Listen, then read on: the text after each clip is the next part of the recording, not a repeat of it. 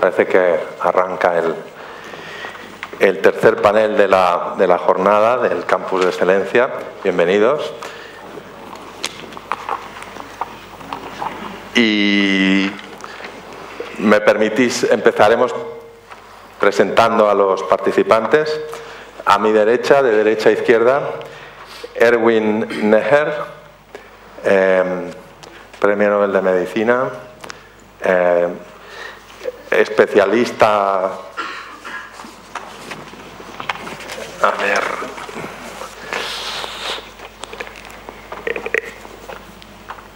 en there's so many so-called incurable diseases. And Dr. Neher, empezaremos por hacer una pregunta. I'm going to start asking a question. The scientist will introduce himself. I'd like each of you to introduce briefly. In that question that he's been working, you received the Nobel Prize for discovering ion channel currents. The Nobel Committee expressed the expectation that this discovery will lead to progress in biomedicine. Did this happen? Well, let me, in terms of introduction of myself, first say that I'm a physicist by training, working in Germany, in Göttingen, at the Max Planck Institute, nowadays on synaptic transmission. That's a problem of how nerve cells communicate with each other. As you said, I received, together with Bert Sackmann, a colleague of mine, the Nobel Prize for discovering ion channels.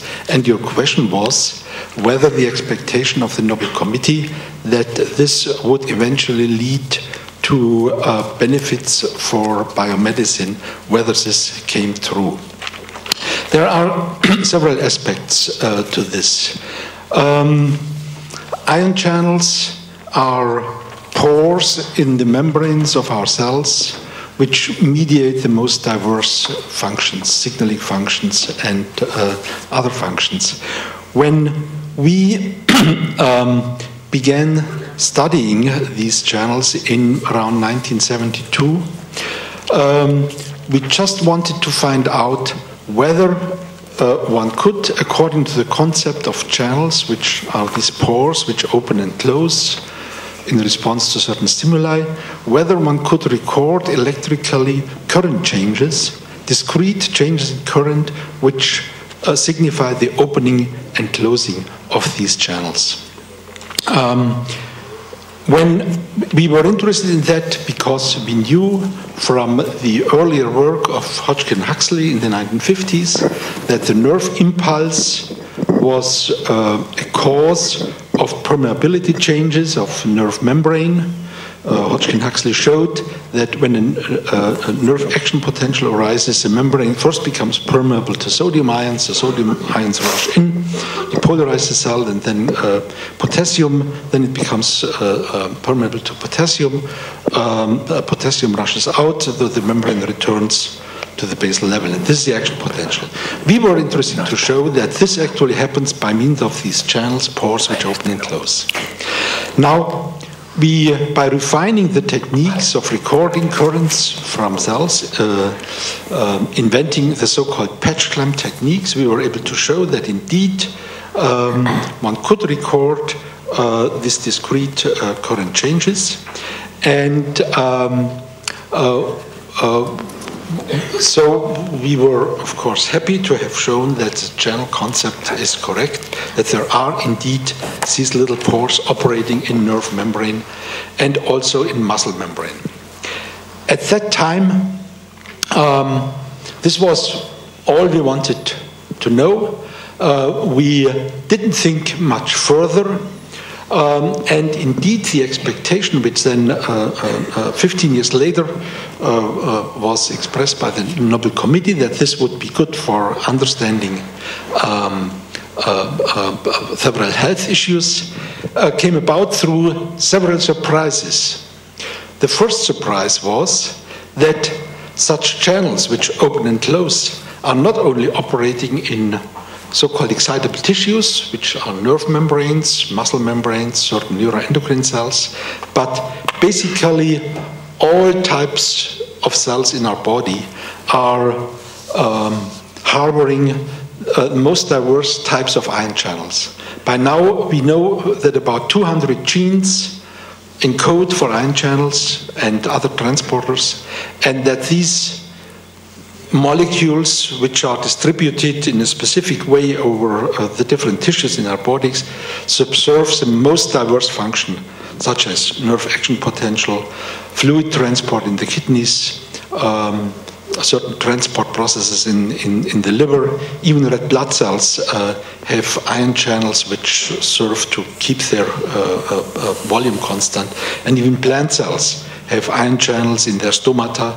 to control the opening and closing of the excess of CO2 and oxygen to the plant cell.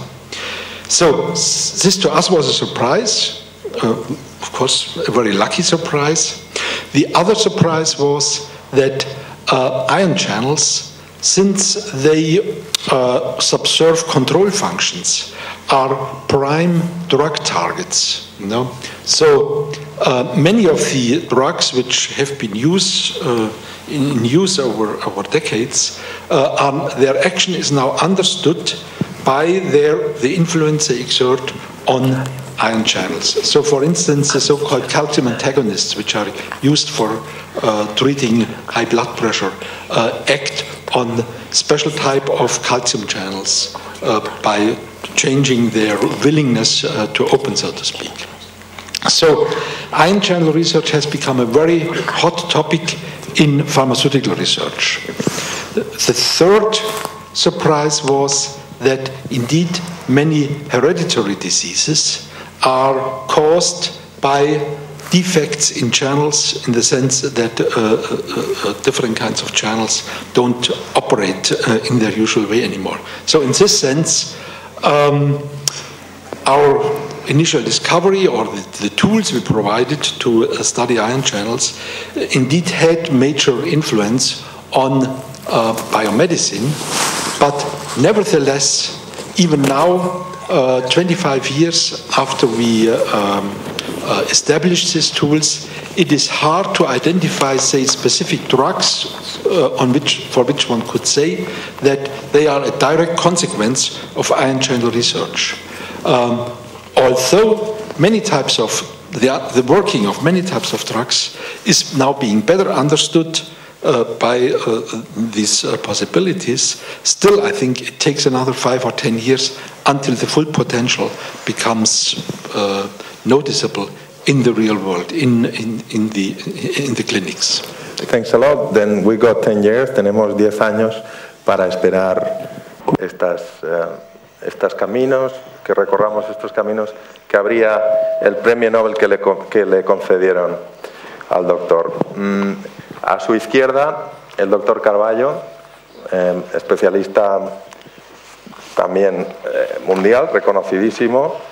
De hecho, prefiere hablar inglés porque así lo ha sugerido, que nos va a abrir su intervención con una breve descripción de dónde estamos hoy en el campo del SIDA. Is that correct, Mr. Dr. Carballo? All right. Thank you.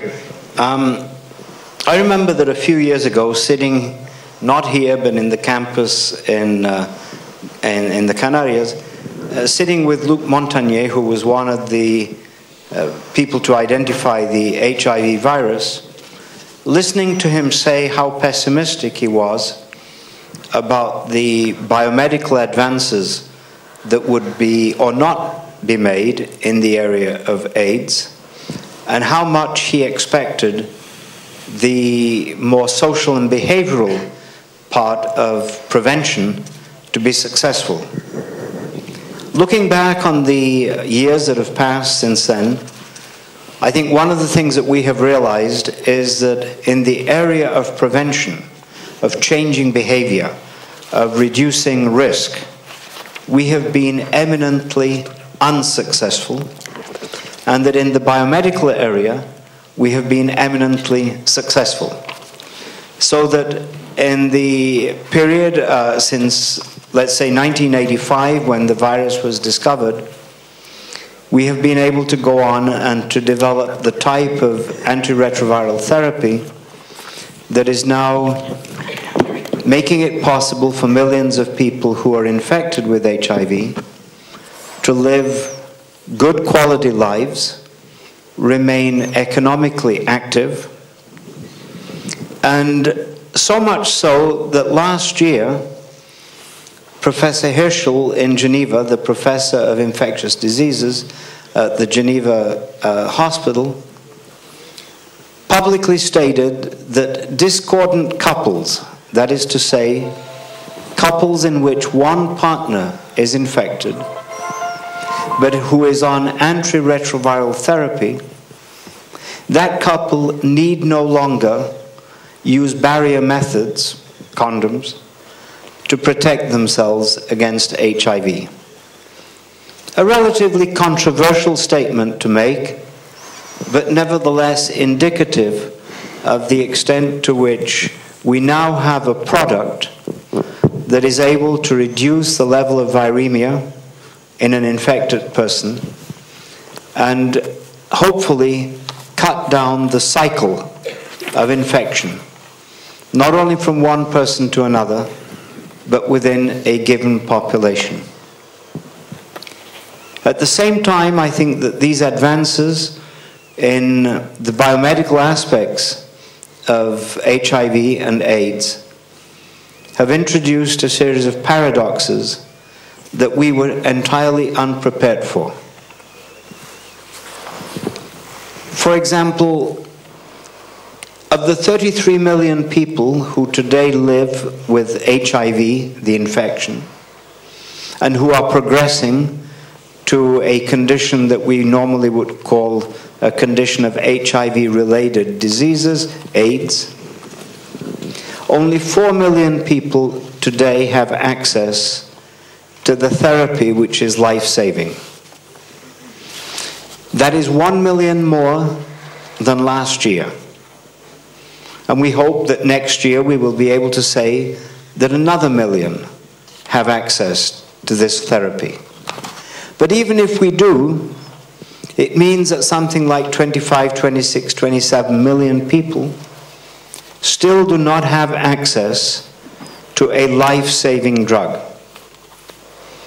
And I think that the issue of antiretroviral therapy in the context of AIDS has introduced new questions in the area of public health.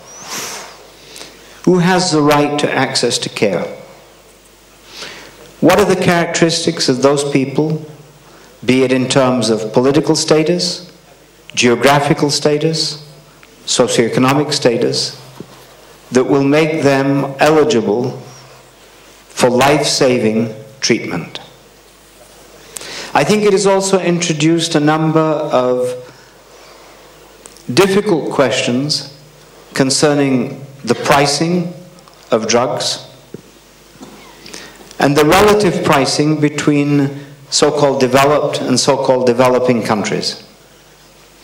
So I think that as we look at the history of HIV/AIDS over the last 15 years, on the one hand, we can say there's been tremendous progress beyond our expectations, and at the same time, we are confronted with a disease which is still growing. 7 million people are newly infected with HIV every year. And another dilemma, and that is that if we were to look at the prevalence as opposed to the incidence of HIV, the more we are able to make antiretroviral therapy available, the higher the prevalence of HIV automatically becomes, with all sorts of cost implications, with implications in terms of the types of services that are required to make antiretroviral therapy technically viable in a correct and efficient fashion. Thank you, Dr. Caballo. Another Nobel Prize. We are not short of them, and they are high quality. He came all the way from Israel. Yes. Let me ask you a question. Yes. About de pronto, we say in Spanish. Yes. Why Israel has given so many and so good scientists, basic research scientists? I hope you are right. I am right, I know. We have some good scientists, and why? Well, people are interested in science in Israel. Can you hear me with that contraption? Yeah. But I wanted really not to talk about my country, but even though I like it very much, I wanted to talk about science. And please don't. Then I will ask you on. I know you were working in basic research in proteins, as far as I remember. Yes. And I would like you to give the latest news on precisely on that, on your field. Okay, well, the latest news. Well, I'll start with some old news, and then I'll go to the latest news. So I would like to actually to follow what the previous two were saying, because what you can see is how in science you cannot really know what would be the future consequences of what you are doing. Yes. You have to do good science, and then you don't worry about anything else. He wanted to know how channels are working, and now we have drugs. In HIV, people just wanted to know how the virus multiplies, and they found that there are a protease that is needed for the virus to multiply. And once you knew about the protease, and you identified the protease, then you could also devise new drugs. And then you have drugs, and then you have an acute illness converted to a chronic treatable illness. Of course, you have the public health issues that you mentioned. That we cannot solve. That's only the society can solve. But in science, I think your story and also mine shows how we should not worry about applied science and basic science. We should do good science. If you do good science, eventually it will help mankind. So for example, I am interested for many years in how proteins in our body are broken down to their building blocks, amino acids. And I was also interested just because I was curious. I noted when I was very young, postdoctoral fellow, I noted that protein degradation in our cells needs energy, which is not the case with protein degradation outside the cells. Outside the cells, it doesn't need energy. Actually, it liberates energy. But in our cells, it needs energy. And I was asking why. And the question was that, well, maybe because it's very selective. But how does it happen? And we found out. It took, by we, I mean a whole group, and which included also Aaron Chahanover, who was then my PhD student, and he should have been here, but he's sick here with another virus, H1N1, I guess, or one of these. Anyhow, and with Erwin Roth, so we found out that proteins are energies needed to target, to mark a protein to be degraded by being linked to another protein called ubiquitin. And then we worked on what this system does. It turned out to be very important in almost every processes, because the proteins are the machines of our body.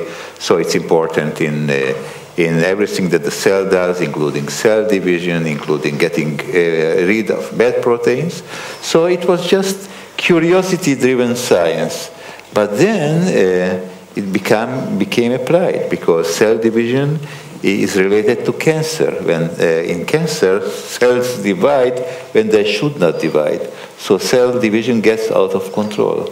So suddenly, this basic knowledge that we learn by just being curious, by just trying to find out how things work and how our cells work, now it became relevant to cancer. And now there are drugs that are based on our discoveries that are good against certain types of cancer. There is a good drug that is effective against a certain cancer, a bone marrow cancer called multiple myeloma, which is actually targeted against the ubiquitin system. And it's a very valuable drug for this disease, which makes it a disease which was rapidly rapidly fatal to be a manageable disease. So there, I think to give a couple of more years of good quality life to a person or to many persons, that's an achievement.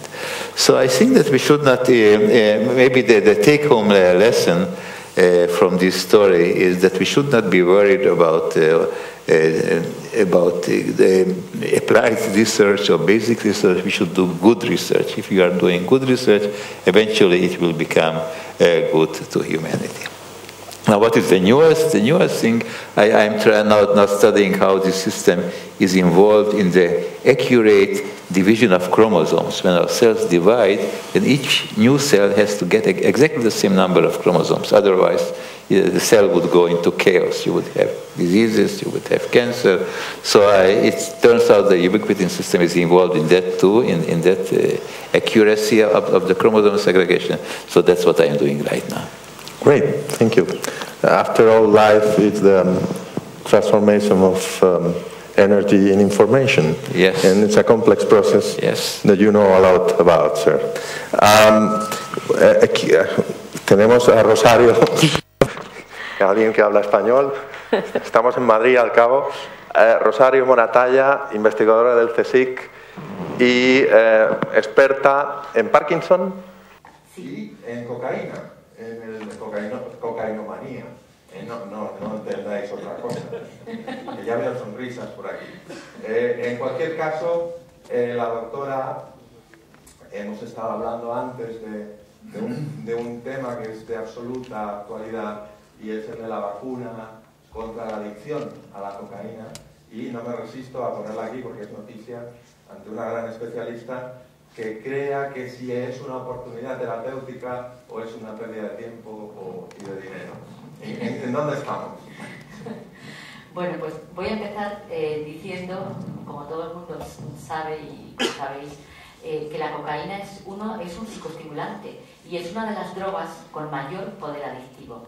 Esto lo sabemos fundamentalmente por dos cosas que son evidentes. Y es que el consumo de cocaína, o mejor la abstinencia de cocaína, es la que el mayor número de recaídas produce la cocaína. Y eso nos da un índice del poder adictivo de la cocaína.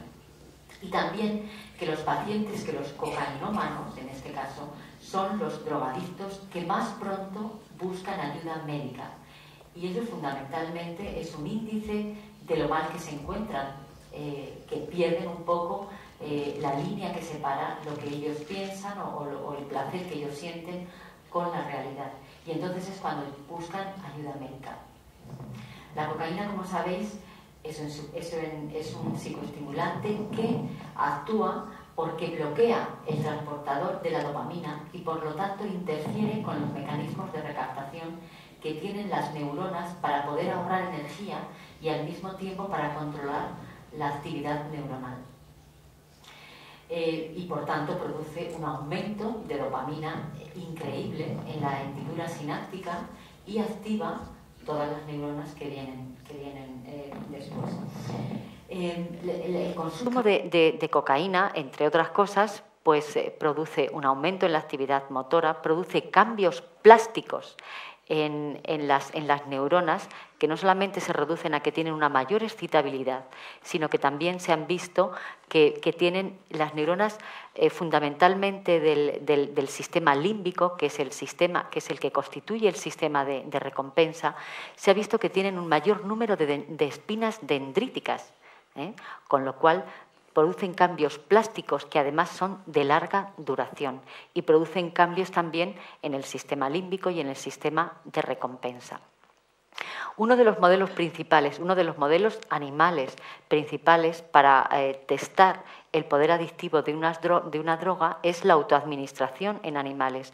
Se les ponen en unas cajas que están acondicionadas y el ratón o la rata, en este caso, pues va apretando una palanca de tal manera que cada vez que aprieta la palanca recibe una inyección de cocaína y así los animales aprenden a autoadministrarse cocaína.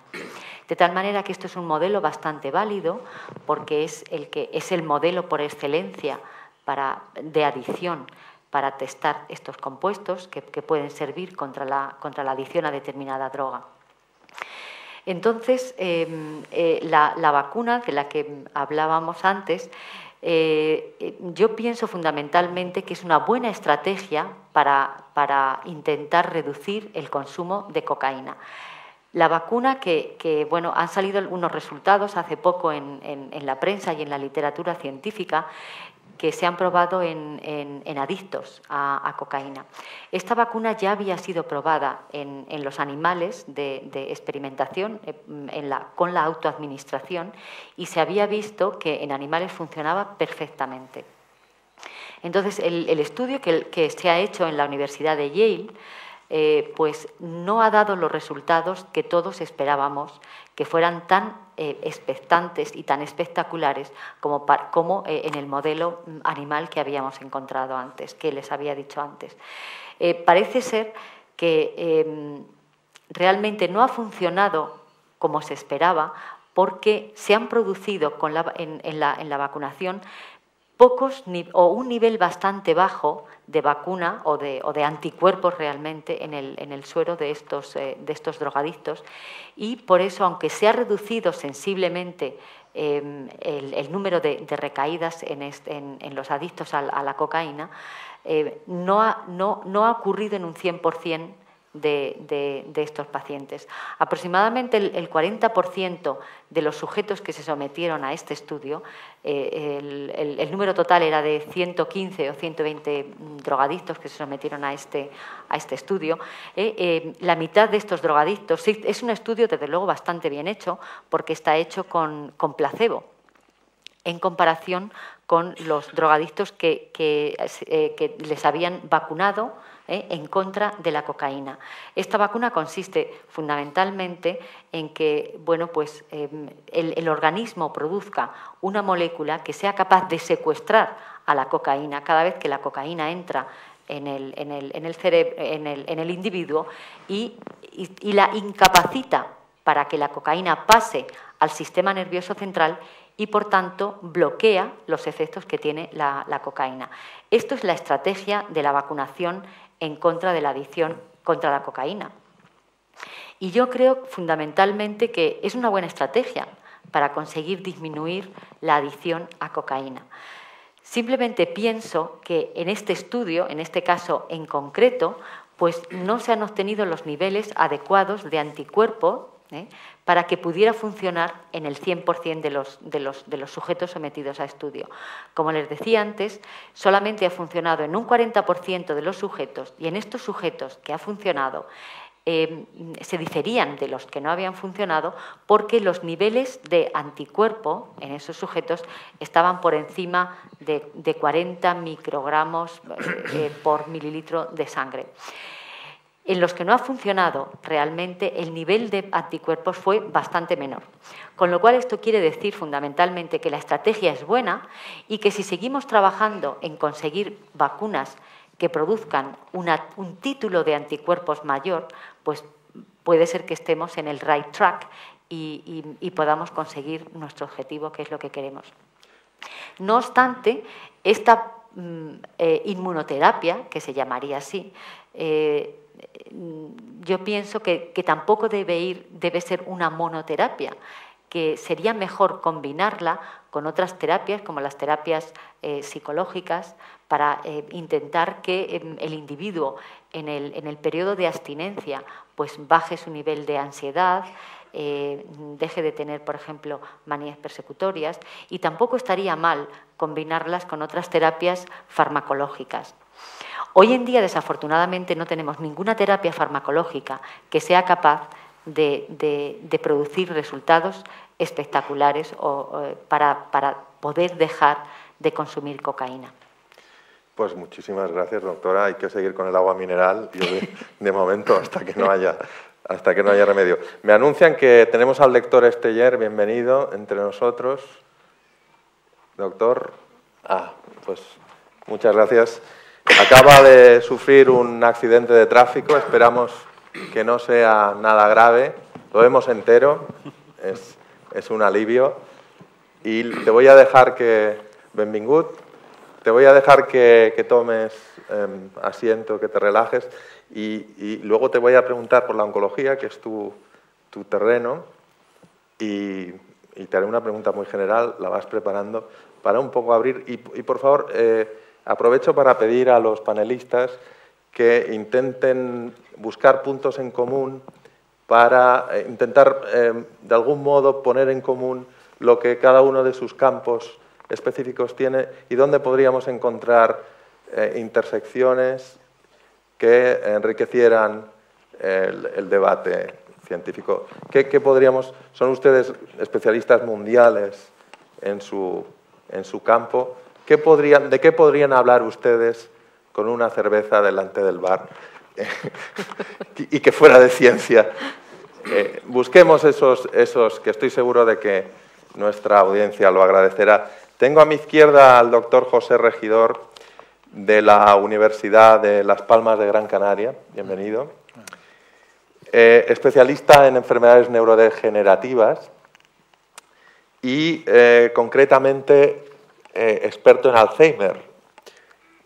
Y bueno, la pregunta obvia cuando se habla de Alzheimer es ¿dónde está la causa? ¿No? Todavía no lo sabemos. Sí, gracias. Yo me gustaría empezar que hace pues, aproximadamente unos 100 años Cajal escribió que cuando él estudiaba el cerebro, perseguía en él a las neuronas, las mariposas del alma, como él las llamaba, que tal vez algún día nos desvelaran el secreto de la vida mental. Cajal, y si hablamos de cosas que nos unen, Cajal, como diría el profesor Hitchcock, hizo muy buena investigación y nos dejó un legado extraordinario. Legado extraordinario en el que los estudios del profesor Neher sobre los canales iónicos nos han dado una visión magnífica de cómo esa conexión entre las neuronas, es enviar mensajes de una neurona a otra neurona, podía establecerse mediante un complejo mecanismo de canales iónicos. Una de las cosas, sin embargo, en la que durante muchísimo tiempo se dejó de lado en el estudio del sistema nervioso y del cerebro es el proceso de envejecimiento. Es decir, ¿cómo envejecemos? ¿Cómo envejece el sistema nervioso, que es un sistema que además prácticamente no renueva sus células? Casi las células con las que hemos nacido, evidentemente ahora sabemos que hay generación de nuevas neuronas en determinadas partes del cerebro, pero la mayor parte con las que hemos nacido son con las que nos iremos a la Tierra de nuevo, ¿no? ¿Cómo envejecen? ¿Qué supone ese envejecimiento? ¿Es el envejecimiento un proceso patológico, es una enfermedad o es un proceso natural en todo este sistema? Y en este sentido, lo que tenemos muy claro es que no hay una vacuna contra el envejecimiento, ni hay clínica que lo resuelva, sino que vamos a ir viviendo con la vida que tenemos y con los años que iremos cumpliendo continuadamente. El envejecimiento nos ha empezado a preocupar cuando, primero, cada vez son más las personas viejas que hay en nuestra sociedad. Europa empieza a ser un continente avejentado, pero dentro de Europa, España, de acuerdo con los estudios poblacionales, nos indican que España será el que en poco tiempo, para el año 2050, será el país con mayor proporción de viejos en Europa. ¿Preocupa esto? Yo entiendo que es extraordinariamente preocupante porque hemos desarrollado una sociedad que piensa en el joven, en el adulto, pero nunca ha pensado que va a tener viejos. Y en estos momentos nos vamos encontrando con una sociedad que tiene una proporción de viejos viviendo sanos o en unas condiciones muy buenas de calidad de vida que, sin embargo, no tienen nada que hacer. Y además empiezan a aparecer una serie de enfermedades que se van asociando a esta edad avanzada. Y dentro de estas enfermedades empiezan a aparecer enfermedades degenerativas, fundamentalmente neurodegenerativas. Charo sabrá, lo sabe, el Parkinson es una de estas enfermedades neurodegenerativas, Alzheimer es otra, tal vez las dos más frecuentes, pero lo que no debe ser cierto es que si viviéramos lo suficiente, como se decía en otro tiempo, todos terminaríamos teniendo Parkinson y Alzheimer, o las dos, y yo creo que eso tampoco es así. Es decir, Parkinson y Alzheimer son dos enfermedades, dos situaciones patológicas completamente diferentes. Bien, ¿cómo El hecho de tener entonces una incidencia tan importante de estas enfermedades degenerativas en edad ya mayor, en viejos, y una prevalencia muy importante, en estos momentos estamos trabajando con cifras de que aproximadamente entre el 20 y el 25% de las personas mayores de 65 años van a tener un deterioro cognitivo que podría ser bueno, pues una antesala a una degeneración mayor de enfermedad de Alzheimer, que podemos estar hablando de que un 8 o 9% de la población mayor de 65 años tiene una enfermedad de Alzheimer. Estamos hablando que de España podemos tener alrededor de unos 700.000 personas enfermos de Alzheimer en estos momentos, la mayoría de los cuales, o una parte importante de los cuales, ni siquiera lo sabe y ni siquiera está diagnosticado de esta enfermedad.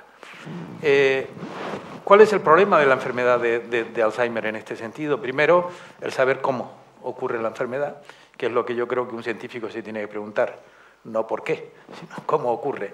Y el problema es que tal vez Cajal hoy en día, si estuviera vivo, seguiría persiguiendo sus mariposas, porque todavía nos falta mucho por conocer de cómo funciona el sistema nervioso y de cómo funciona la neurona.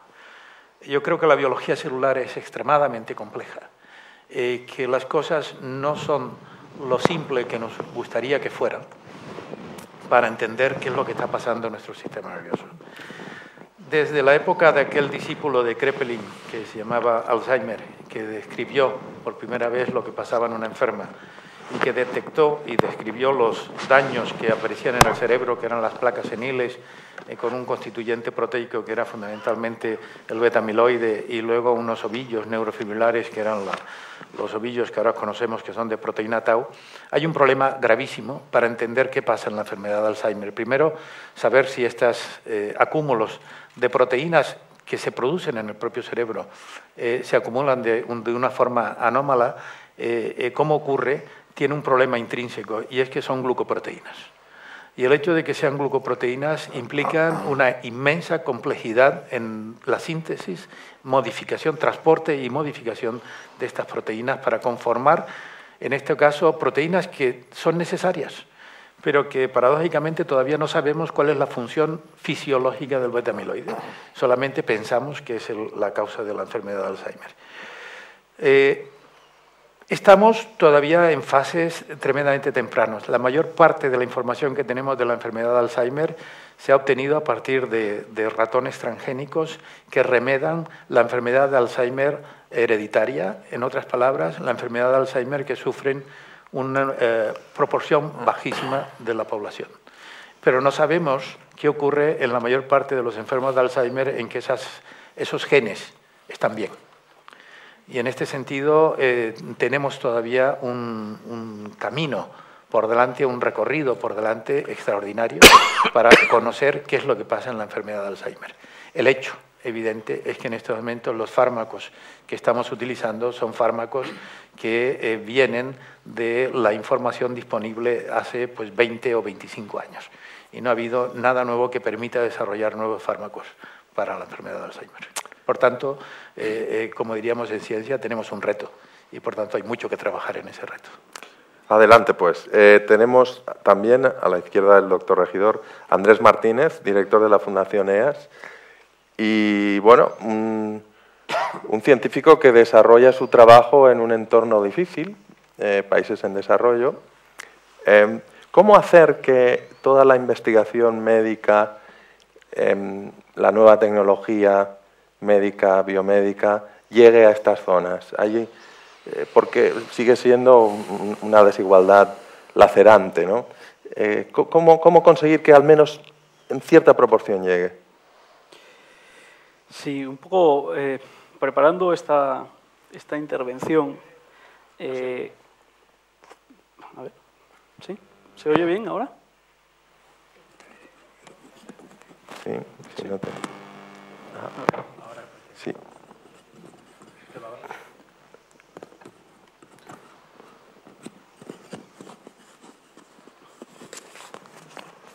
Si no, habla al pirulo. Sí, vale. ¿Se oye? Bien. Decía que preparando esta intervención, yo me estaba centrando en el título del Campus de Excelencia, donde hablaba de universitarios y empresa frente a los objetivos del milenio. Y ese es un campo en el que la fundación en la que yo trabajo está especialmente dedicada. En las zonas en las que yo trabajo hay poco Parkinson, casi no hay cocainómanos y la gente a veces no llega a tener demencia porque mueren muy jóvenes. Si nos centramos en esos objetivos del milenio relacionados con la salud, de esos 8 objetivos que se desagregan en 18 metas, las relacionadas con la salud dicen que para el año 2015, con referencia al año 2000, deberíamos de reducir en 2/3 la mortalidad infantil.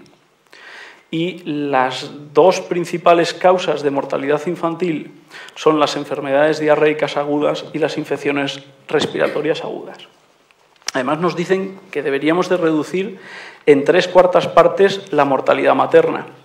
Y eso está principalmente relacionado con complicaciones en el parto y complicaciones en el embarazo.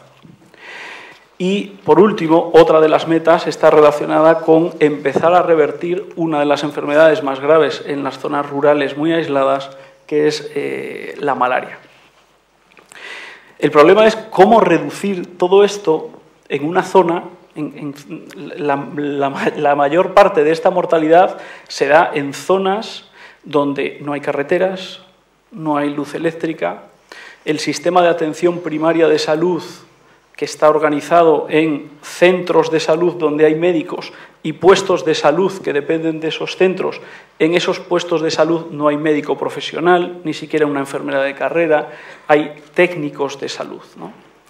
A mí me gustaría plantear o contar o poner a discusión un poco una alternativa que desde la Fundación EAS trabajamos para intentar apoyar de alguna manera el desarrollo de estos objetivos del milenio. Nosotros nos centramos principalmente en intentar poner en comunicación a ese técnico aislado con su médico de referencia. Y, por lo tanto, lo que hacemos son telecomunicaciones para salud.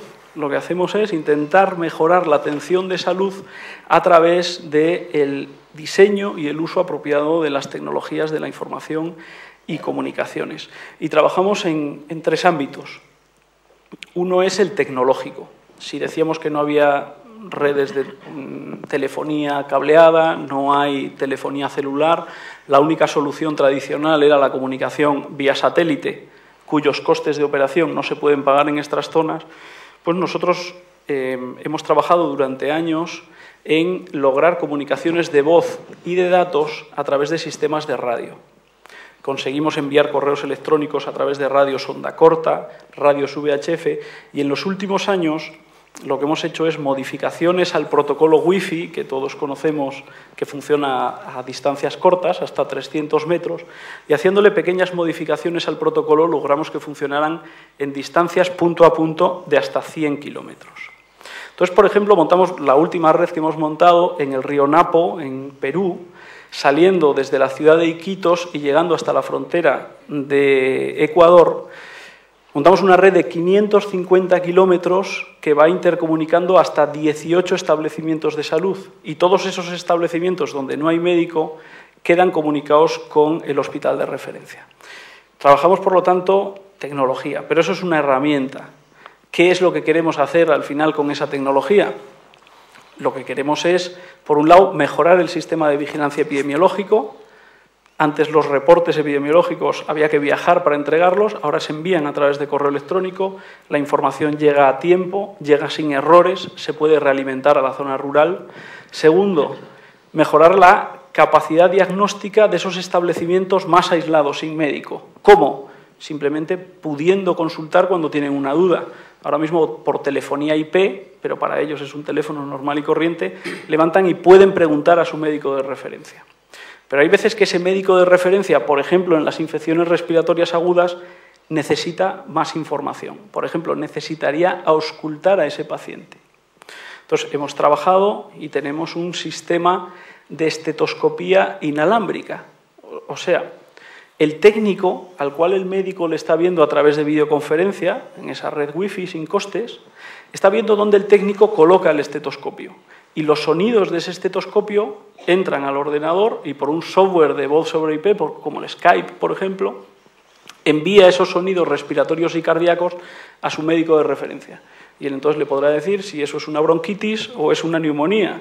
Si es una bronquitis, le dirá qué medicación darle, y si es una neumonía, le dirá transfiéreme ese paciente. Nuestro objetivo principal es ahorrar transferencias urgentes, porque en estas zonas rurales esas transferencias se hacen en motores fuera borda o en avionetas, porque no hay carreteras, y los costes son altísimos.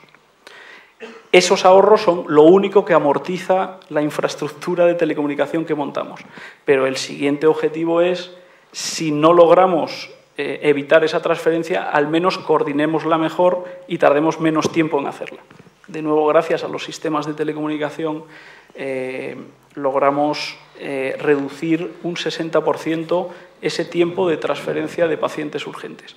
En una videoconferencia que tuve el jueves con esta red del NAPO en Perú, el coordinador médico de toda la microred de salud me decía: desde que están instalados estos sistemas no hemos tenido ninguna muerte materna. Os vengo a contar un tema totalmente distinto al que estábamos viendo. Uno de nuestros esfuerzos ha sido cambiar la mentalidad de los investigadores de universidades de países en desarrollo, que estaban poniendo el foco en los mismos problemas que los científicos de los países desarrollados, y que con solo volver la cabeza atrás se daban cuenta de que tenían problemas reales de su sociedad que ellos mismos podrían solucionar mejor que nadie. Yo creo que todos los científicos de aquí estarían de acuerdo en decir que el primer paso para un gran invento o una gran innovación es conocer muy bien el problema. Y esa era la única ventaja que tenían ellos respecto a los científicos de los países en desarrollo. Muy bien. Gracias, José Antonio López Guerrero, de la Autónoma de Madrid. Una pregunta, abrimos fuego con él con una pregunta muy concisa y muy científica. Entre los factores de riesgo de las enfermedades neurodegenerativas, ¿puede haber virus?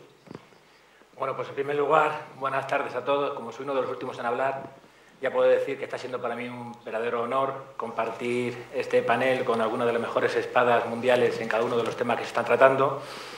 Y quería comentar que en mi dualidad, no onda corpúsculo, sino en mi dualidad profesor universitario, científico y también director de cultura científica de la Universidad Autónoma de Madrid, estoy repartido en 3 jornadas a tiempo completo en lo que sería un trabajo de investigación, en este caso y actualmente en neurovirología, y también en una tarea importante de divulgación científica que creo que debe ser algo inherente a la investigación.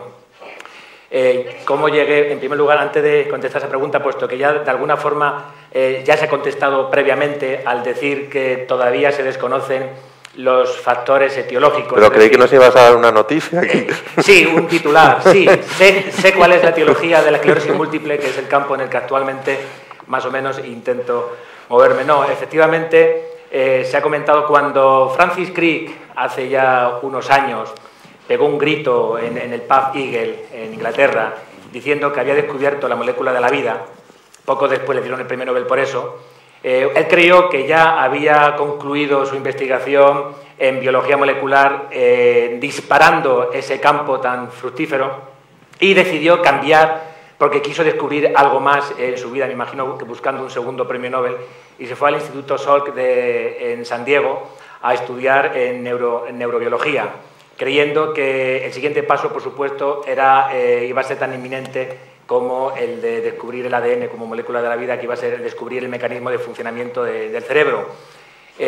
Murió hace un par de años sin alcanzar su objetivo, y seguramente, aunque hubiera vivido otra vida, no lo habría alcanzado, porque los mecanismos moleculares de comunicación inter e intracelular, aunque ya nos han comentado al principio de estas charlas cómo hay comunicación por canales iónicos entre unas neuronas y otra, pero el mecanismo final de comunicación inter e intracelular dentro del cerebro, dentro de todas las células, que se habla de neurona. Cuando se habla de cerebro se habla de neurona como si fuera la célula mayoritaria o la célula principal, pero hay que indicar que hay otras células en el cerebro, que son las células de glía, que realmente son tanto o más importantes que las neuronas, porque son las que alimentan, las que protegen, y entre otras cosas son 10 veces más numerosas en el cerebro humano que las propias neuronas. Y la comunicación entre estas células, en mi campo concreto, son los oligodendrocitos, y las neuronas en el sistema nervioso central o las llamadas células de Schwann en el sistema periférico todavía dista mucho de despejarse. Por lo tanto, como también acaban de comentar, el primer paso para intentar descubrir algo es saber hacerse la pregunta correcta, formularse el problema correcto. Y en el caso de las enfermedades, en este caso neurodegenerativas, se ha hablado de Parkinson, se ha hablado de Alzheimer, que también tuve la oportunidad de estar en el grupo del profesor Valdivieso en el Centro de Biología Molecular, intentando elaborar animales transgénicos para intentar humanizar el problema del Alzheimer en modelos en ratones. Y también se ha hablado, bueno, pues en este caso, como digo, la infección de oligodendrocitos, bueno, la degeneración de oligodendrocitos puede conducir de alguna forma a una enfermedad también neurodegenerativa, que puede ser crónica o degenerativa paulatina, como es la esclerosis múltiple. ¿Cuál es la causa de la etiología de estas enfermedades? Como digo, ya se ha comentado. Hay un porcentaje pequeño de las demencias, en este caso presenil, de un Alzheimer familiar, de un Alzheimer que no es el Alzheimer que todos conocemos, sino que se produce a unas edades bastante más tempranas que el Alzheimer, la demencia senil que todos conocemos de nuestros ancianos. Ahí parece ser que está bastante claro que pequeñas mutaciones puntuales, concretas, en genes concretos, puntuales, son capaces de desarrollar todo el evento conocido, las marcas del Alzheimer, como las placas amiloides o unos ovillos especiales neuronales y demás. Eso más o menos se sabe. Luego está el Alzheimer del 90% largo de nuestros mayores, que se habla de muchos factores. Se habla de factores ambientales, se hablaba incluso de trabajar en minas de aluminio, ser mujer sería un factor aparentemente de riesgo, traumatismo, una serie de factores que más o menos todos podemos conocer. Y también se habla de factores genéticos. Se sabe que hay genes bastante implicados en producir un factor de riesgo en desarrollo de la neurodegeneración, como puede ser el gen ApoE, un transportador de lípidos, que se ha visto por estudios casi estadísticos y en muchos casos cogido por los pelos. Se ha visto también actualmente, hace un par de semanas, acaban de publicarse en varios artículos, en Nature Genetic, en alguna de las mejores revistas científicas del mundo, que haciendo un estudio, un estudio que analiza un gran número de genes, han vuelto a localizar un número pequeño de genes implicados también, posiblemente implicados en la protección de daño cerebral y tal. Por lo tanto, daños en estos genes, al parecer, serían factor de riesgo en el Alzheimer. Eso también se ha visto, pero ninguno de estos... Se habla que el conjunto de estos genes representa más o menos el 25% del riesgo de padecer Alzheimer, el 25% de causal. Por lo tanto, estamos ante un 75% causal en la enfermedad de Alzheimer que sigue sin conocerse. Bueno, pues una intrépida científica, que desde luego no es la corriente mayoritaria de investigación actual, Ruth Izaki, de Manchester, cree haber encontrado un factor importante de riesgo y da miedo decirlo porque es un factor muy frecuente en la sociedad, como es el virus herpes. La familia Herpesviridae ha sido implicada en procesos neurodegenerativos y, bueno, pues Ruth especula con la posibilidad de que herpes pueda estar implicado en Alzheimer. puesto que tenemos aquí expertos en Alzheimer, voy a hacer un pequeño giro hacia otra en neurodegeneración, en este caso en la esclerosis múltiple, porque en nuestra investigación actual también se ha visto que varios miembros de la familia, de esta familia numerosa, de la familia de los herpes, que tenemos hasta 9 especies de herpes que producen enfermedades en humanos, la varicela, el herpes 1, el genital, el Epstein-Barr. Pues algunos de estos herpes ya se han implicado también en esclerosis múltiple. Como digo, estudios preliminares, estudios genéticos, estudios estadísticos, estudios en cualquier caso todavía muy controvertidos. Y uno de esos virus es el herpes simplex tipo 1, que es un herpes que, como dice Ruth, tener un virus toda tu vida, el 90% de la población, toda tu vida en el cerebro, nada bueno parece presagiar. Entonces, desde luego, nuestra línea de investigación actual, que no es decir que es la causa etiológica de esclerosis múltiple o de degeneración, pero desde luego sí parece que podría haber una causa vírica como factor de riesgo, como un factor de riesgo más importante, menos importante que otro. Eso es lo que habría que determinar en este caso, pues en la esclerosis múltiple, pero vamos, en cualquier caso, en muchos procesos neurodegenerativos, porque, insisto, a día de hoy no se conoce ninguna causa inicial, ningún agente etiológico de ninguna enfermedad, o básicamente de ninguna enfermedad neurodegenerativa, así como tampoco se conoce ningún agente etiológico de ninguna enfermedad autoinmune. Muchas gracias. Y bueno, tenemos aquí otro gran especialista mundial en la madre de todas las enfermedades, si me permitís la licencia poética, sería el cáncer, el doctor Manuel Esteller del Centro Nacional de Investigación Oncológica. ¿Qué noticia esperas, doctor, qué noticia esperas ver publicada, esperas con los dedos cruzados, pero con esperanza real, o sea, con realismo, sobre tu área? Sí, perdón. Toma. Sí, este funciona. Hoy ha habido una buena noticia. Si vemos el diario hoy mismo, vemos que la mortalidad por cáncer en la Unión Europea ha bajado otra vez. Esto se ha publicado el día de hoy. Está bajando aproximadamente desde el año 95. Estamos al 2009, ya bajando desde hace muchos años. Es una buena noticia. La noticia que preguntabas es: un día veré en la portada "se cura el cáncer". Esa es otra noticia distinta. No tenemos una penicilina del cáncer. No la tenemos porque el cáncer es una enfermedad causada por muchos agentes. Al principio se pensaba que todo el cáncer era vírico. Estados Unidos construyó centros de investigación solo estudiar a los virus como causas del cáncer. Después se pensó que el cáncer solo era genético, que los oncogenes en los años 80 iban a explicarlo todo. Ahora lo que hacemos nosotros es que el cáncer debe ser un componente epigenético, de regulación del genoma. Y seguro que el cáncer es una mezcla de tres conceptos. Conceptos de agentes patológicos, patógenos, como virus, como bacterias, en el cáncer de estómago, como agentes genéticos y agentes epigenéticos. Seguro que es una combinación de esos tres agentes y de alguno más que seguro que se nos escapa.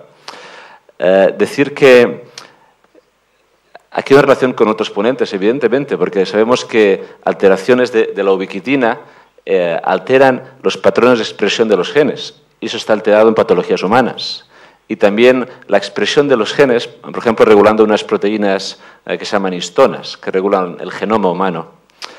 Nosotros lo que hacemos en nuestro campo es demostrar que el cáncer es una enfermedad genética, diríamos poligenética, lo es, pero también es una enfermedad epigenética. Y la epigenética sería esta regulación del genoma, ¿no? Decimos que la genética es el hardware, la epigenética es el software que introducimos aquí para explicarlo. Y ejemplos de esto tenemos los animales clonados. Cuando clonamos un animal, ese ADN es el idéntico al animal inicial, pero el animal originado, es distinto. Es distinto porque sus genes son los mismos, pero la regulación de esos genes es distinta. Porque la vida deja unas marcas químicas, nada etéreas, marcas químicas en nuestro genoma que nos provocan ser de una forma u otra, que tengamos enfermedades u otras. Otro ejemplo serían los gemelos monocigóticos. Esta gente son clones naturales, su ADN es el mismo, deberían ser idénticos, y si no lo son es porque su epigenética es distinta.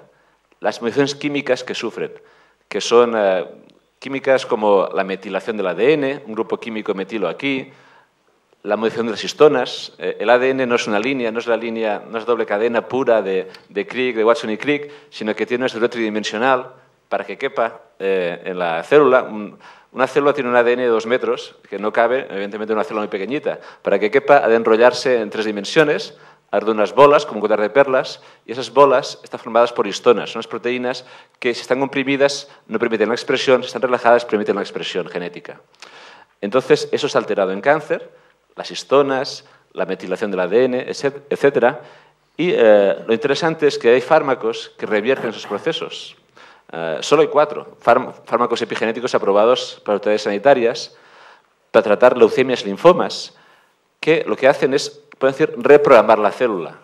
Una célula que está alterada, que no entiende bien las señales que le llegan, que hace malas señales, es decir, que tiene como un virus informático, se mete un antivirus informático. Y está aprobado el tratamiento de leucemias y linfomas. Decir que estos mecanismos epigenéticos que hemos empezado a descubrir en el cáncer van a ser aplicables para todas las patologías. Hemos publicado el mes pasado en Lancet Neurology, por ejemplo, que muchas enfermedades neurodegenerativas tienen alteraciones epigenéticas muy importantes. Y como no sabemos las causas de esas enfermedades neurodegenerativas, quizá en ellas también sean muy importantes las causas epigenéticas. Y como hay fármacos, pues vale la pena como mínimo probar esos fármacos en modelos murinos, modelos de ratón, y para después empezar a estudiar otros. Por tanto, de forma resumida, simplemente decir que los virus, por ejemplo, que hablábamos de los virus, ¿no? Muchísima gente está infectada por virus, pero solo unos pocos tienen la enfermedad. Si hablamos del virus del papiloma humano, pues hay muchísimos chicos y chicas infectados a una edad y esa enfermedad no progresa, se resuelve a sí misma. ¿Por qué se resuelve? Porque ese virus tiene un cambio epigenético que lo hace regresar también. Si tú miras el genoma del virus no cambia, pero cómo se regulan esos genes en el virus cambia mucho. En los portadores sanos y aquellos que tienen la enfermedad. Por poner un ejemplo. Por tanto, simplemente me gustaría resumir en parte esta introducción mía diciendo que en el caso del cáncer, estas enfermedades son enfermedades poligenéticas seguro, pero son enfermedades epigenéticas seguro y enfermedades evidentemente ambientales pues también. Y es esa combinación la que las hace enfermedades a veces difíciles de tratar verdaderamente.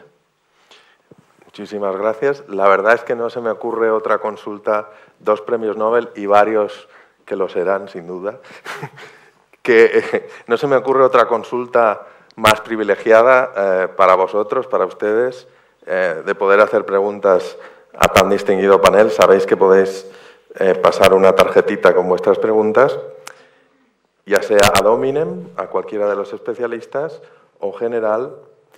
You can throw the question and anyone here will take the question and will answer. Or either you could address the question ad hominem. And, well, now we can open a second round of interventions después de lo que hemos oído. Si queréis, cualquiera de vosotros, any one of you can... any one of you... world-renowned scientist asking questions. Please, Doctor. Okay, well, let me just make a comment to what has been said about the degenerative diseases by Professor Guerrero. Thanks a lot. And Regidor, from the standpoint of the basic sciences. And let me summarize it in 2 statements. There is some, I think, from my standpoint, some bad news, and there is some good news. The bad news is that, of course, understanding the brain is a very difficult thing to do. The 1990s were declared by the US Congress as a decade of the brain, with the hope that towards the end of this decade one would know more about the brain. It didn't happen. I think it needs maybe another century to really understand what happens in our brain. So it may be difficult to cure certain diseases, which are mental diseases. The good news, I think, is that particularly the diseases, the degenerative diseases, are happening on a cellular level. It may be enough to understand the cell biology of the neuron, which is much more circumscribed than the big problem of understanding the brain. Or it may be enough to understand the immunology of nerve cells in order to get or it may be enough to understand certain aspects of cell cycle regulation and protein degradation, to get a handle on degeneration. This is, and it's a good news in the sense that it's much more focused kind of problem than the big problem of understanding the brain. Thanks a lot. Interesantísima precisión del doctor. Aquí a la izquierda, aquí a la derecha.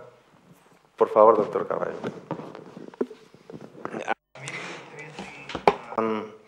La presentación de Martínez en cuanto a los retos de los MDGs, mortalidad materna y mortalidad infantil.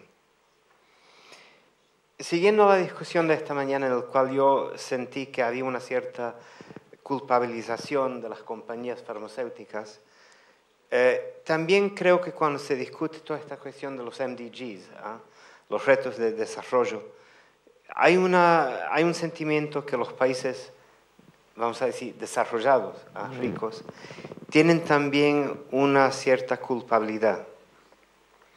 Creo que es importante reconocer que muchos de los países que tienen una mortalidad infantil y materna alta, altísima, no son países sumamente pobres. Son países que desafortunadamente no han sabido bien utilizar los recursos que tienen. Son países con escuelas de medicina muy buenas. Ghana, Nigeria, Kenia, Tanzania, Uganda, por ejemplo. Así que yo creo que en toda esta discusión de cómo llegar a esos retos, lo que se necesita no es solamente una inversión en el desarrollo médico o en el campo sanitario, sino en el campo político. Yo creo que en estos países hay, y ahora voy a ser muy cínico, a niveles altos, no hay ese deseo político que se necesita para una inversión nacional en lo que es el desarrollo de salud a nivel nacional. Y con eso no quiero decir que no falten recursos, pero son países que desafortunadamente producen y exportan una cantidad enorme de los mejores médicos reclutados por Europa y los Estados Unidos y enfermeras. Son países en los cuales hay unos conocimientos científicos muy buenos. Yo creo que debemos de trabajar mucho más a nivel político, al mismo tiempo que a nivel de desarrollo de asistencia internacional. Muy buena observación. Aquí les recuerdo, ahora me pasan mientras interviene el doctor, voy a coger vuestras preguntas a la consulta que tenemos hoy aquí de privilegio. Bueno, como por favor. Bien dices, no son países necesariamente pobres, pero sí necesariamente desiguales. Hay una desigualdad interna muy grande y es lo que desde el punto de vista político hay que intentar revertir. Lo que pasa es que desde el mundo de la ciencia, yo soy profesor de la Universidad Rey Juan Carlos, en la Fundación EAS en la que trabajo hay varias universidades españolas, la Universidad Politécnica de Madrid, la Rey Juan Carlos, universidades peruanas, la Universidad Católica del Perú, colombianas, la Universidad del Cauca. En el mundo científico tendemos a buscar soluciones a los problemas del primer mundo. Os aseguro que es difícil publicar un artículo donde los resultados de investigación son aplicables solo a los países en desarrollo y no son aplicables a los países desarrollados. Estos profesores de esas universidades del sur están enfocados a buscar las mismas soluciones que nosotros, cuando si los problemas no son los mismos, las soluciones no pueden serlo. Entonces, lo único que reclamo desde el colectivo científico y, por ejemplo, en el nuevo borrador de la Ley de Ciencia Española, por primera vez va a aparecer, es un ítem en el que los científicos españoles vamos a poder investigar buscando soluciones que no son aplicables en Europa. sino que son aplicables en países en desarrollo. Entonces, es la primera vez que esto va a ocurrir. Ha habido una buena coordinación entre el Ministerio de Asuntos Exteriores y el Ministerio de Ciencia y Tecnología, y creo que es una oportunidad para llevarlo adelante. Muy bien. Os ruego ahora ya brevedad en las exposiciones, porque hay preguntas del público. Sí. Algunos estamos como locos esperando a que salga la ley de la ciencia y ya adelante. Y mientras tanto, ya que se toca el tema de la financiación, hay que resaltar que, y como firmante del manifiesto en contra del recorte presupuestario que el Ministerio amenaza, que enmascara, no está muy claro, pero lo que está claro es que actualmente el Ministerio, y me imagino que por ello el Gobierno, no está apostando por echarle leña al único motor que es capaz de sacar a un país de la crisis, como así dijo Ángel Gabilondo, que actualmente es ministro, por cierto, de Educación, que es la investigación. Se está produciendo unos recortes muy importantes en investigación. No se sabe muy bien qué porcentaje hay porque las cifras bailan, no se sabe si son dineros estructurales o dineros para proyectos. En cualquier caso, mientras quienes tienen que alimentar esa caldera de progreso no se dé cuenta que hasta los países que están detrás de nosotros, en teoría, la Unión Europea, como podría ser Grecia, han reducido dinero de otros presupuestos para potenciar la investigación. Mientras eso no ocurra, desde luego, de ese tan recortado presupuesto para investigación, aún así intentar obtener dinero para ampliar en ayudas internacionales lo veo complicado. Y esto ha sido, esto no lo digo yo, lo ha dicho una edición en el Nature de hace un par de semanas, que seguramente incluso nuestros invitados extranjeros han podido leerlo en ese sentido. Muy bien, a partir de 2 minutos en cada intervención, así habrá... Dime. Perdón. Oh, yeah. Doctor. Yeah, I wanted to say about, this session is also called about future directions, so maybe we should, and we talked about neurodegenerative diseases. So I think we can be optimistic about the future, maybe not in the next year or two, but in the future, because it's becoming clear that most of the major neurodegenerative diseases like Alzheimer's disease or Parkinson's disease are due to the accumulation of abnormal proteins in certain neurons. At your field, sir? Yeah, in the cell. Now, abnormal proteins are formed because they are damaged, so we are learning what are the damages. And once they are damaged, several things can happen. So some of the abnormal proteins became aggregates. Some of the proteins do not aggregate, but then maybe even they are more harmful because then they compete with normal proteins, do not let normal proteins to work. And we also have some abnormal proteins that become fibrous, like amyloid fibrous, which definitely either in the cells or outside the cells, they can do damage. Now, if we understand more about why these are formed and how, and then we can prevent the formation. Or if we understand how to deal with this situation, abnormal proteins can be degraded by the ubiquitin system, so we can beef up the ubiquitin system. We can channel it towards these abnormal proteins. We can also try to refold these abnormal proteins because there are other proteins that are called molecular chaperones that help to refold abnormal proteins to the right way. So we can also manipulate the chaperone, the refolding machinery. So I think that in the long run, we can be optimistic about neurodegenerative diseases in the future. And it will take time, but I think eventually we'll get there. So that was my comment about Thanks. Very hopeful. Very hopeful. We need that. We need lots of hope. Por favor. Mi pregunta para el doctor Carballo. ¿Podemos realmente las universidades, independientemente de los problemas financieros que tenemos, a mí me gustaría que lo que se ha dicho aquí de la ley de la ciencia saliera? Yo como rector lo llevo escuchando ya algunos años y todavía seguimos esperando la ley de la ciencia. Pero bueno, esperemos que salga algún día. Pero ¿crees que desde las universidades que tenemos en algunos casos intereses en hacer esta cooperación internacional al desarrollo, ¿podemos verdaderamente influir en la parte política o tendríamos que ir juntos con alguien más?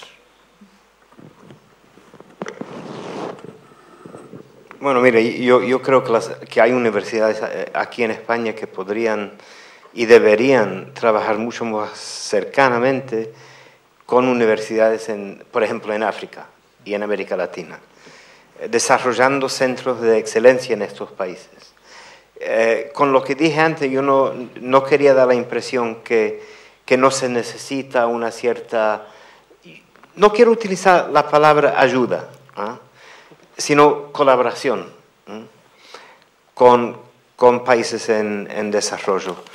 Y yo creo que el reto para el futuro, y soy optimista como yo aquí, el reto es de elaborar programas conjuntamente con universidades africanas y latinoamericanas en cuanto a lo que acababa de decir, cuáles son los problemas de estos países, identificarlos y desarrollar programas de investigación y desarrollo aplicada a la realidad de ellos, no a una realidad que nosotros hayamos percibido nosotros desde aquí en Europa, que muchas veces no son la realidad. Yo creo que, por ejemplo, en cuanto a la mortalidad materna, históricamente, ¿cómo y por qué cayeron las tasas de mortalidad materna en Europa? No fue a través de la medicina, ni de médicos. Fue a través de enfermeras parteras, con un conocimiento que no era demasiado especializado. Pero fue una inversión grande que se hizo a nivel de los países, un deseo político de invertir en ese campo. Eso sería sumamente posible en países africanos. Y yo creo que las universidades españolas podrían y deberían de trabajar mucho más en ese campo de formación, trabajando levantando políticas sanitarias conjuntamente con esos países y aplicando hasta cierto punto los conocimientos que tenemos, pero que tienen ellos también. Las parteras empíricas de América Latina, donde yo he trabajado mucho, son señoras que conocen muy bien lo que se debe de hacer. Lo que necesitan son recursos, un apoyo a nivel de Ministerios de Sanidad. Y eso yo creo que desde aquí se podría hacer mucho para empujar un levantamiento de ese deseo político y al mismo tiempo levantar programas de investigación aplicadas, apropiadas y con un apoyo administrativo, financiero.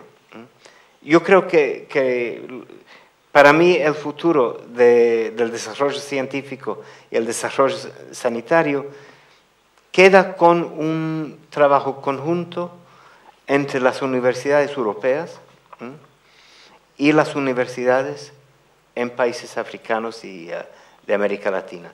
No hablo de otras partes del mundo porque ya se está haciendo. Pero en África y en América Latina hay mucho que hacer y mucho que las universidades aquí deben y pueden hacer. All right. Final lap. Finalmente, la recta final. Tenemos preguntas del público. Una para Andrés Martínez. ¿Ve viable utilizar las mismas técnicas?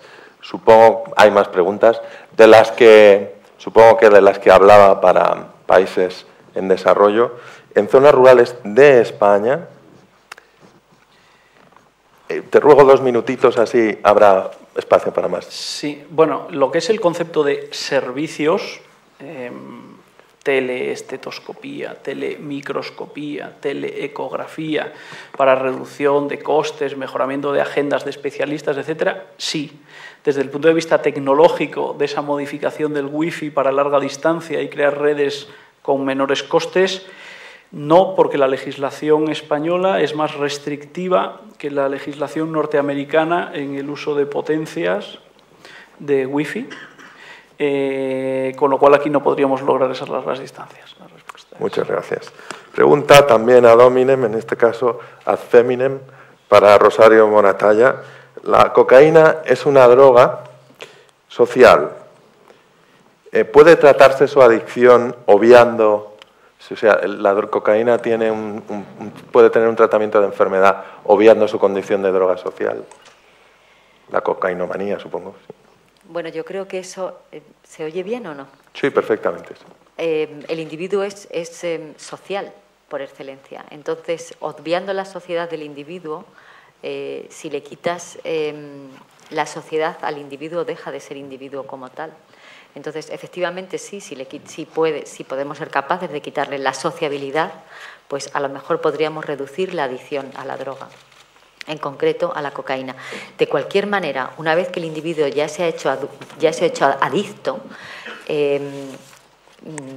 no creo que influya demasiado para su adicción, porque ya tiene un condicionamiento personal, un condicionamiento en el sistema nervioso central que le obliga, de alguna manera le obliga a seguir tomando esa droga.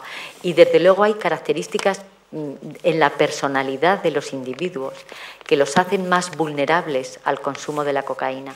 Y hace poco se publicó en la revista Science por un grupo de Inglaterra, por el grupo de Barry Everett, que había tractos o que había determinadas características de la personalidad, como es la impulsividad.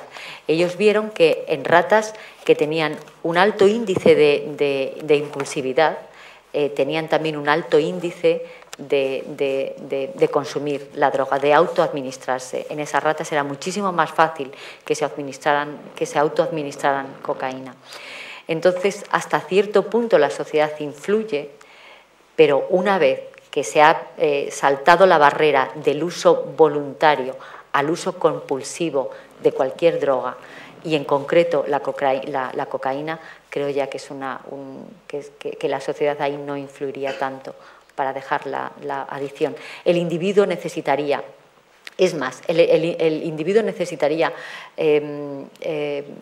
proponérselo, bien por cuestiones familiares, bien por cuestiones personales, y además de una ayuda médica y con la farmacoterapia, para realmente poder dejar de consumir la droga. Para los cocainómanos es especialmente difícil, puesto que el sistema límbico, bueno, pues en el momento que pasan por algún lugar donde han tomado la droga, por ejemplo, pues les provoca un alto índice de recaídas, simplemente el pasar por ese lugar. Y no ocurre así, por ejemplo, con otras adicciones, como las adicciones con la heroína o con la morfina, en el que la abstinencia física, pues una vez que se ha pasado la abstinencia física, es mucho más fácil no volver a recaer. Muy bien, gracias. Tenemos 2 preguntas más. Luego cerraremos el panel. Os pido a cada uno de vosotros 2 minutitos de despedida y tal vez un mensaje final que nos pueda inspirar para volver a casa un poco más conciliados con lo humano y lo médico. La pregunta ad hominem para el doctor Carballo, por favor, 2 minutitos. ¿Por qué cree que el proceso de adquisición de los retrovirales para el VIH se caracterizó por su lentitud? Es una pregunta conspirativa, diría yo. Yo no creo que fue lento. Yo creo que fue sumamente acelerado. A través de algunos 8 años se levantaron estos retrovirales. No, yo creo que el campo de SIDA ha visto a través de un empuje político, de unos intereses de stakeholders, como se dice, ha visto un progreso enorme, cosa que no se ha visto, por ejemplo, en el campo de tuberculosis, hepatitis, enfermedades casi olvidadas hoy en día. Así que yo no creo que ha sido un proceso lento, no, al contrario. No puede ser más categórico. La última pregunta no tiene destinatario, la pongo para quien la quiera responder. ¿Qué avances hay en las enfermedades mentales químicas como las bipolares, la esquizofrenia? ¿Alguno de vosotros quiere? La respuesta viene del cielo. ¿Alguno? Sí, el que queráis. Bueno, no siendo especialista en el tema, pero sí preocupado por lo que pasa en el cerebro, lo que sí creo es que toda la enfermedad mental, toda la enfermedad que tiene que ver, tiene como sustrato el sistema nervioso, en este caso el cerebro, evidentemente yo no le llamaría química, porque el cerebro no es solo química, es un complejo físico, químico, biológico, en su conjunto y biológico desde el punto de vista global. Por tanto, lo que sí se está avanzando mucho es en conocer los sustratos que están detrás de estas enfermedades. Y esto es muy importante porque cada vez los tratamientos son más específicos, son más certeros, tienen menos efectos secundarios, etc. Lo cual no quiere decir que, como en las enfermedades neurodegenerativas, todavía estamos lejos de pensar en el curamiento. Y si el moderador me lo permite, ya hago uso de mis 2 minutos finales. En todas estas cosas, enfermedad de Alzheimer, enfermedad de Parkinson, esclerosis múltiple, incluso el SIDA, etcétera, con mucha frecuencia prestamos la atención que merece la enfermedad, pero sin embargo no le prestamos prácticamente ninguna atención al enfermo, a la persona que la está sufriendo. Y en estos momentos yo creo que es importantísimo, sobre todo en enfermedades como la enfermedad de Alzheimer, donde el enfermo pierde una de las capacidades más importantes del ser humano, que es poderse comunicar con la palabra. Y en este sentido, las necesidades que se tienen, en ocasiones cometemos el gravísimo error de suplirlas con medicación completamente inapropiada, completamente inadecuada, que solo sirve para pues agravar más incluso el cuadro en el que se encuentra el propio enfermo. Por tanto, yo ya hago un llamamiento a que cuando estemos delante de una enfermedad tenemos que trabajar, científicamente tenemos que trabajar con la enfermedad, pero no podemos olvidar nunca que hay un enfermo, en la mayoría de los casos, frágil y desvalido. Y tenemos también la obligación de hacer fuerza para estar con ellos, trabajar con ellos y hacer que su calidad de vida y su dignidad como persona, pues intentemos que no se pierda a lo largo de su tragedia.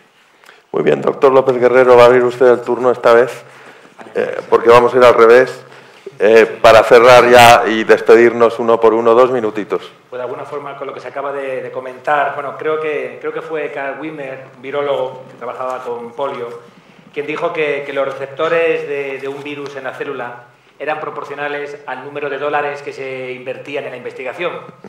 Por lo tanto, si queremos descubrir realmente el origen de las enfermedades, porque hasta que no se haga, hasta que no encontremos el proceso molecular etiológico de cualquier enfermedad neurodegenerativa o autoinmune, tan conocida como la diabetes, por ejemplo, solamente podremos centrarnos en tratamientos paliativos que son necesarios e importantes, pero de luego difícilmente pueden ser definitivos ante estas enfermedades. Por lo tanto, el mensaje, que no sé si es positivo, es realmente un mensaje de petición, de echarle más madera a la investigación española, porque incluso en momentos de crisis, si algo puede sacarnos de ella, son 2 factores: la investigación y su difusión social. Muchas gracias.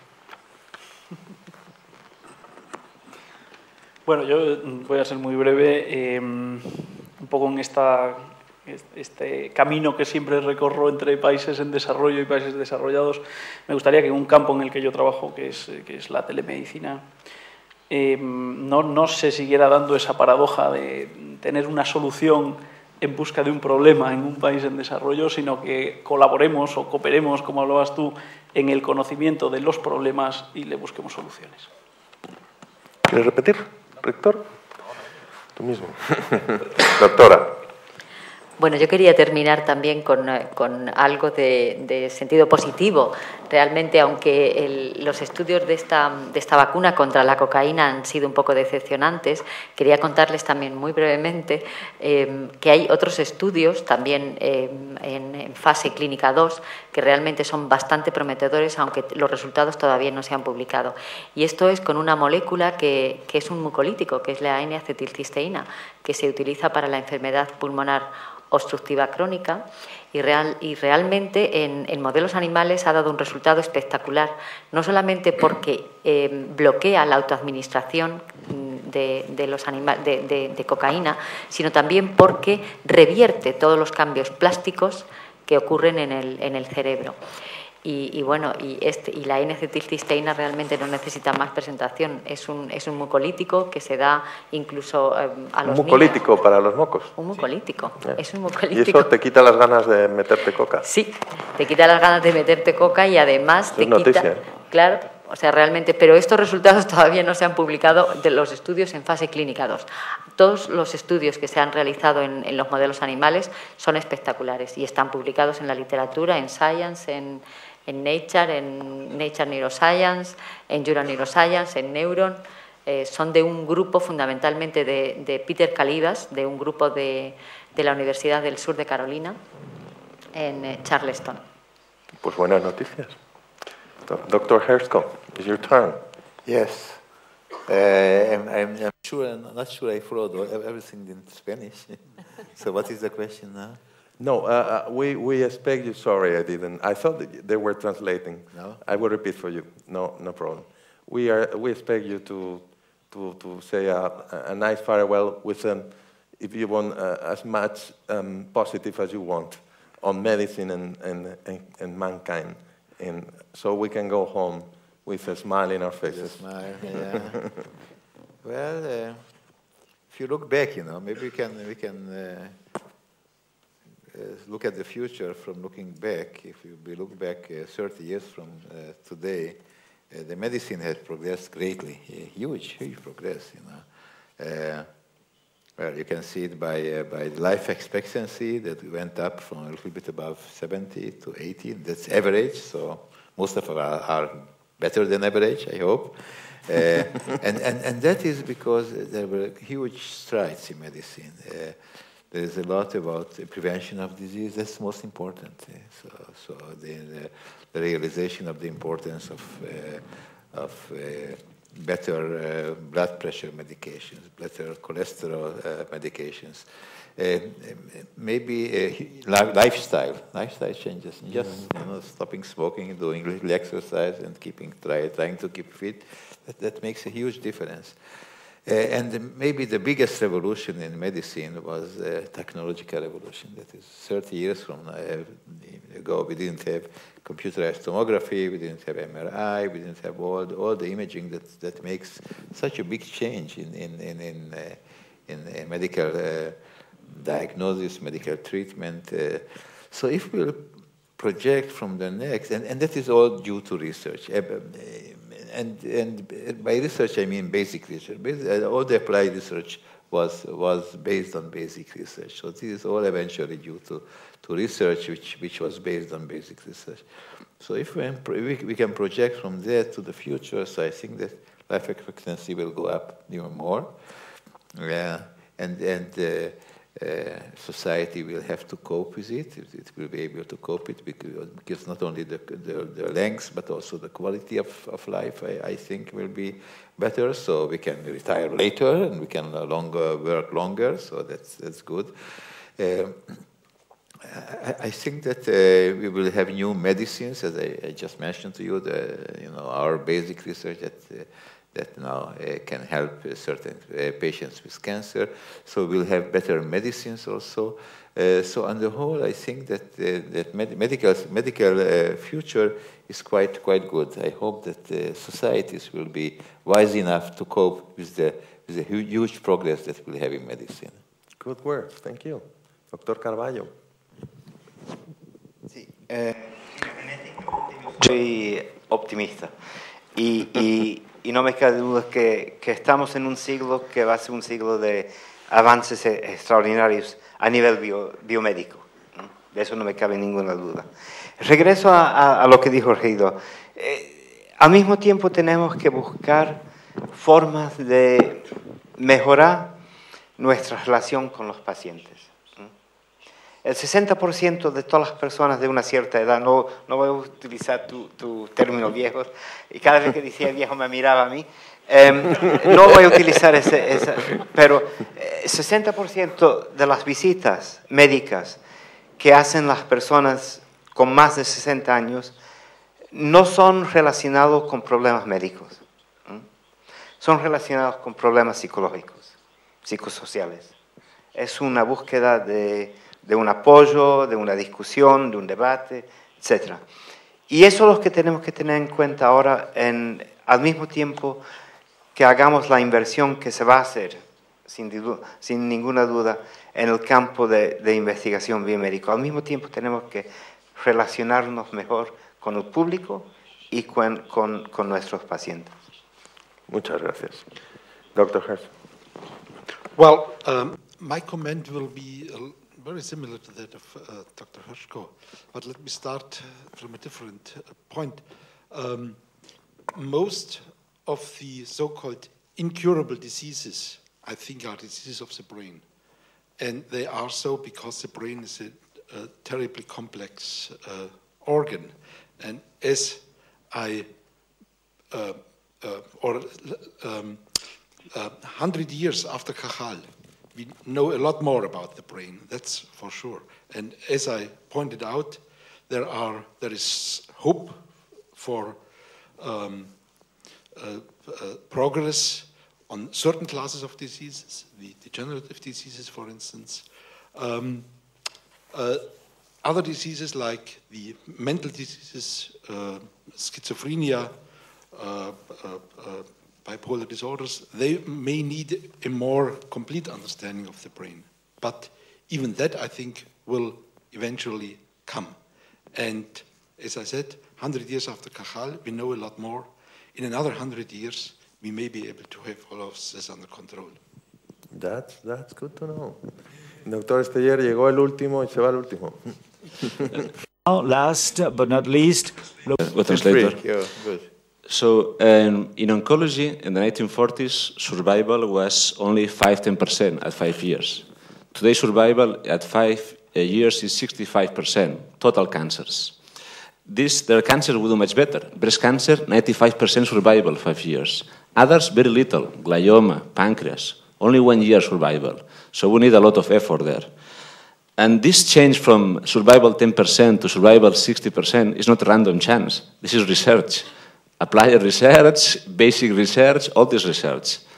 And this is the reason for this advance. And this research sometimes is expensive, it requires money.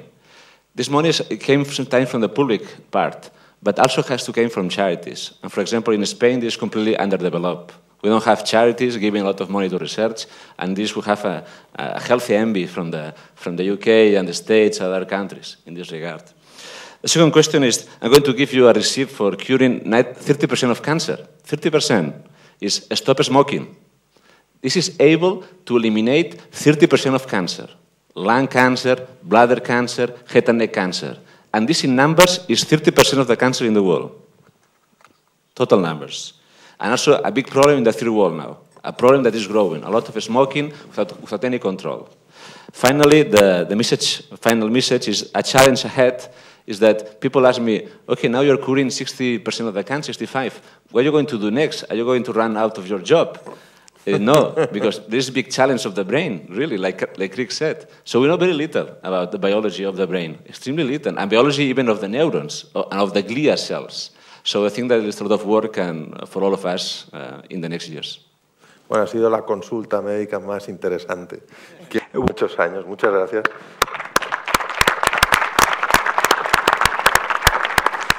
Y sigue el campus. Gracias.